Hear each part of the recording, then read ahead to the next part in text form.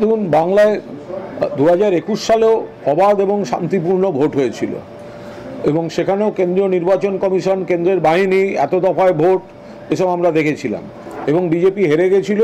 তৃণমূল কংগ্রেস বিপুলভাবে জিতে মমতা বন্দ্যোপাধ্যায় তৃতীয়বারের জন্য মুখ্যমন্ত্রী হিসেবে দায়িত্ব নিয়েছিলেন। তো এবারও তাই হচ্ছে, বিরোধীরা কোথাও কোথাও প্ররোচনা দিচ্ছে, গণ্ডগোল করার চেষ্টা করছে, কিন্তু পুলিশ প্রশাসন, বাংলার নাগরিকরা মনস্থির করে নিয়েছেন, সবাই দায়িত্বশীল ভূমিকা পালন করছেন, শান্তিতে সুন্দরভাবে ভোট হচ্ছে এবং মানুষ বিপুলভাবে, বাংলার মা বোনেরা তৃণমূলের পক্ষে ভোট দিচ্ছেন এবং তৃণমূল কংগ্রেস এখনো পর্যন্ত যা ট্রেন্ড, 5 দফা ভোট হয়ে গিয়েছে, আমরা একই জায়গায় থাকছি। তৃণমূল কংগ্রেস 30 থেকে 35টি আসনে জেতার যে অভিযান সেটা অব্যাহত রয়েছে। 30 থেকে 35টি আসন, বাংলার 42টি আসনের মধ্যে তৃণমূল কংগ্রেস জেতার জায়গায় রয়েছে, if not more. BJP double digit পৌঁছবে না, বিজেপি ডাবল ডিজিট পৌঁছবে না। ফলে সেই জায়গায় বাংলায় যা ভোট হচ্ছে তাতে মানুষ অবাধে, পুরো সুইংটাই চলছে তৃণমূল কংগ্রেসের ফেভারে। আজ অভিজিৎ গঙ্গোপাধ্যায়কে সাসপেন্ড করা হলো, সেন্সর করা হলো বিকেল 5টা থেকে 24 ঘন্টা। দেখুন, তমলুকের ভারতীয় জনতা পার্টির প্রার্থী প্রাক্তন বিচারপতি অভিজিৎ গঙ্গোপাধ্যায় যে কুরুচিকর ভাষায় মমতা বন্দ্যোপাধ্যায়কে আক্রমণ করেছিলেন, সর্বভারতীয় তৃণমূল কংগ্রেসের তরফ থেকে ইলেকশন কমিশনে সে বিষয়ে অভিযোগ জানানো হয়েছিল এবং আমরা পরিষ্কার বলেছিলাম শুধু শো কজে হবে না, পদক্ষেপ নিতে হবে, সেন্সর করতে হবে এবং তার প্রচারে অন্তত একদিনের জন্য সাসপেন্ড করতে হবে। এই কথাগুলো তো আমরা সেদিন থেকে বলে আসছি। তো আজ দেখা গিয়েছে যে কেন্দ্রীয় নির্বাচন কমিশন তারা এক্স জাস্টিস গাঙ্গুলিকে তারা এই 24 ঘন্টার জন্য প্রচার নিষিদ্ধ করেছেন। এটা নির্বাচন কমিশনের তরফে ঠিক সিদ্ধান্ত, সঠিক সিদ্ধান্ত। বিষয়টা শুধু অভিজিৎ গঙ্গোপাধ্যায় নয়, অভিজিৎ গঙ্গোপাধ্যায় যে ওই কুৎসিত শব্দগুলো প্রয়োগ করলেন, ভারতীয় জনতা পার্টির তরফ থেকে কেউ তার কোনো প্রতিবাদ করেননি। ফলে মহিলাদের অসম্মান করা, মুখ্যমন্ত্রীকে অসম্মান করা, দেশের একমাত্র মহিলা মুখ্যমন্ত্রীকে অসম্মান করা, এই অপসংস্কৃতিটা গোটাটাই ভারতীয় জনতা পার্টির। ফলে এই নির্বাচন কমিশনের যে সেন্সরশিপ বলুন বা একদিনের সাসপেনশন বলুন, এটা শুধু অভিজিৎ গঙ্গোপাধ্যায় নয়, এটা ভারতীয় জনতা পার্টির জন্যেও এটা তাদের একটা বড় শিক্ষা যে এইভাবে মুখ্যমন্ত্রীকে, এইভাবে মমতা বন্দ্যোপাধ্যায়কে আক্রমণ করা যায় না। তাদের নেতারাও যেন এর থেকে শিক্ষা নেয়। শুভেন্দু অধিকারী বলছেন যে অভিজিৎ গঙ্গোপাধ্যায় রিয়াক্ট করেছিলেন, কিন্তু আগে বলেছিলেন মমতা বন্দ্যোপাধ্যায়। সুতরাং অভিজিৎ গঙ্গোপাধ্যায়ের বিরুদ্ধে যে নির্দেশ সেটা মেনে নিচ্ছি, কিন্তু তাহলে এটাও মমতা বন্দ্যোপাধ্যায়, অভিষেক বন্দ্যোপাধ্যায়ের বিরুদ্ধেও করতে হবে কমিশনকে। তো শুভেন্দু অধিকারী এসব তো হতাশার কথাবার্তা। এতদিন তো সব কেন্দ্রীয় সরকারি, যে সব কেন্দ্রীয় নির্বাচন কমিশন, কেন্দ্রীয় বাহিনী, কেন্দ্রের এজেন্সি, সবই তো কথায় কথায় বলা হতো এবার কেন্দ্রীয় এজেন্সি দিয়ে ভোট হবে, কেন্দ্রীয় নির্বাচন কমিশন ভোট করবেন। তো এখন এত টোন ডাউন কেন? তার কারণ বুঝতে পারছেন যে অভিজিৎ গঙ্গোপাধ্যায় তো নিশ্চয়ই শোকজের জবাব দিয়েছেন। তো শুভেন্দু এই কথাগুলো বলছেন কেন?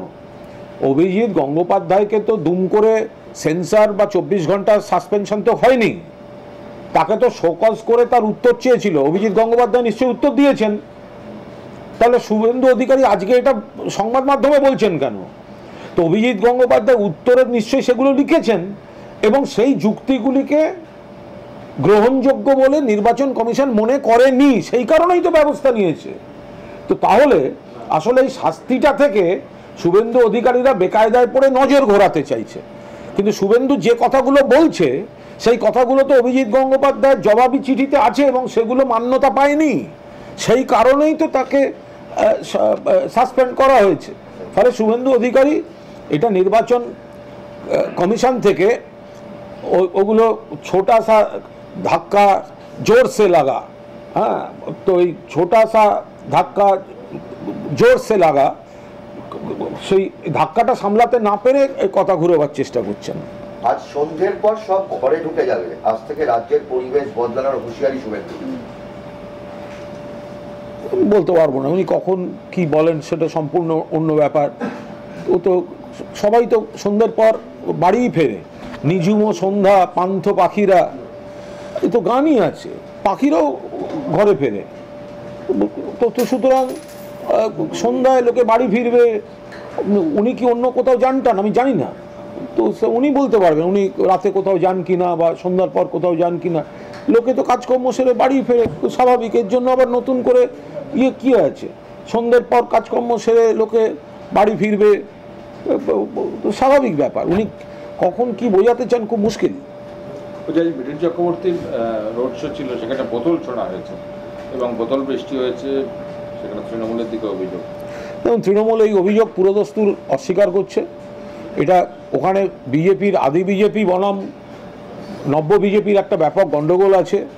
কারণ উনি যেখানে গেছেন সেখানকার বিদায়ী সাংসদকে অন্য জায়গায় পাঠিয়ে দেওয়ার একটা অভিযোগ বিজেপির মধ্যে ঘোরাঘুরি করছে। বিজেপি নতুন প্রার্থী নিতে পারছে না, পুরনো বিজেপি কর্মীরা নতুন প্রার্থীকে অ্যাকসেপ্ট করতে পারছেন না।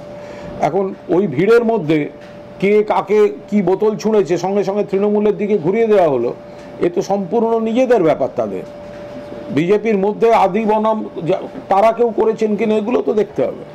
আজকে মমতা বন্দ্যোপাধ্যায় বসিরহাটে বলেছেন সভাতে যে তিনি সন্দেশখালী যাবেন এবং সেখানকার যারা মহিলা তাদের সঙ্গে কথা বলবেন। তা বক্তব্য হচ্ছে যে সন্দেশখালী তো অনেকদিন ধরে চলছে, এতদিন পর মুখ্যমন্ত্রী। এ নিয়ে কোনো মন্তব্য করব না, কারণ সন্দেশখালীতে জমি নিয়ে যা গণ্ডগোল ছিল মমতা বন্দ্যোপাধ্যায়ের নির্দেশে প্রশাসন যা যা করার করেছে, দলও যা যা ব্যবস্থা নেওয়া নিয়েছে। আর মহিলাদের উপর নির্যাতনের যে মিথ্যা অভিযোগ, যে নাটক করা হচ্ছিল, যে প্ররোচনা দেওয়া হচ্ছিল, যে গণ্ডগোল করা হচ্ছিল, সেগুলো চক্রান্ত তো ফাঁস হয়ে গেছে। বিজেপির মণ্ডল সভাপতি গঙ্গাধর কয়াল তার কথাতেই সব ফাঁস হয়ে গেছে। এমনকি রেখা পাত্র তিনিও বলছেন যে রাষ্ট্রপতি ভবনে যাদের নির্যাতিতা বলে নিয়ে যাওয়া হয়েছিল তারা কেউ নির্যাতিতা নন। তো ফলে ওগুলো তো নাটক, মিথ্যা সাজানো, এ তো ফাঁস হয়ে গিয়েছে। এবার তার উপর দাঁড়িয়ে মমতা বন্দ্যোপাধ্যায় তার যে সিদ্ধান্তের কথা বলেছেন, সেটা মাননীয় মুখ্যমন্ত্রী তার সিদ্ধান্তের কথা বলেছেন, আলাদা করে তার উপর মন্তব্যের কোনো অবকাশ নেই। বিরোধীরা বলছেন এতদিন পর কেন, যখন প্রধানমন্ত্রীর বিরুদ্ধে বলা হতো মণিপুর যান না, কিন্তু সেখান থেকে তার কারণ ওটা তো মিথ্যা ছিল।